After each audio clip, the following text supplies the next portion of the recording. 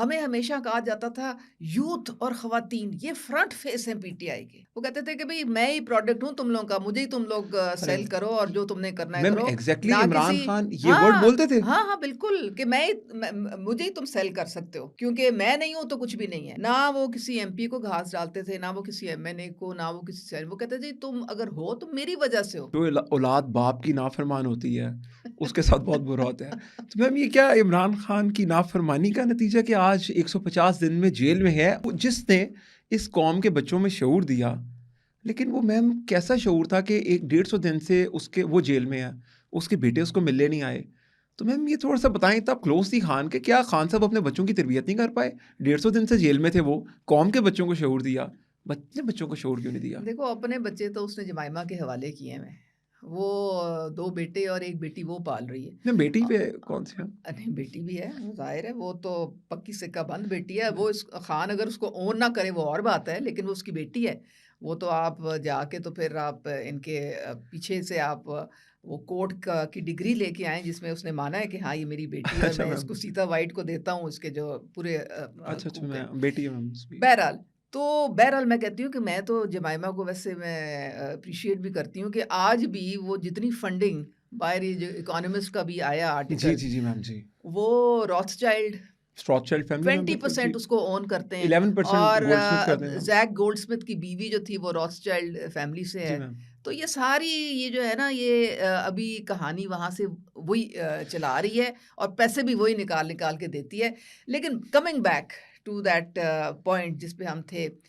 देखो मेरे ख़्याल में अब मैं रेट्रोस्पेक्ट में जब देखती हूँ तो 2 चीज़ों को इस्तेमाल किया खान ने।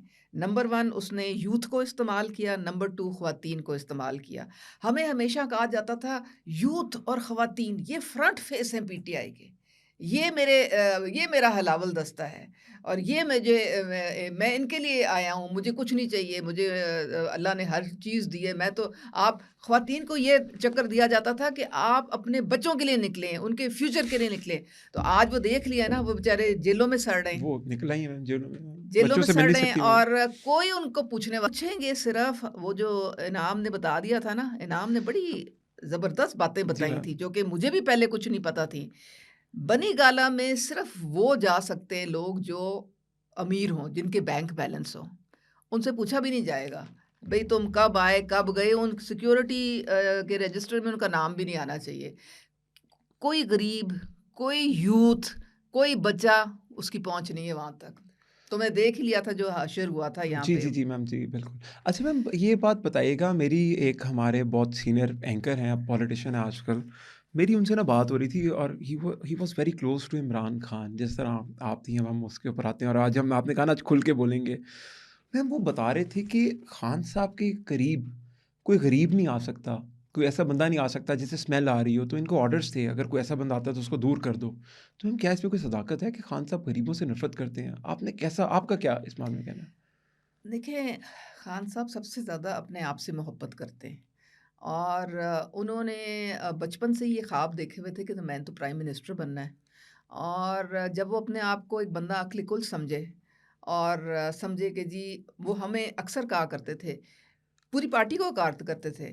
वो कहते थे कि भई मैं ही प्रोडक्ट हूँ तुम लोगों का, मुझे ही तुम लोग अरे सेल करो और जो तुमने करना है मैम करो। एग्ज़ैक्टली ना इमरान किसी खान ये वर्ड हाँ, बोलते थे? हाँ, हाँ, बिल्कुल कि मैं ही मुझे ही तुम सेल कर सकते हो क्योंकि मैं नहीं हूँ तो कुछ भी नहीं है। ना वो किसी एमपी को घास डालते थे, ना वो किसी एमएनए को, ना वो किसी से वो कहते थे तुम अगर हो तो मेरी वज़ह से हो।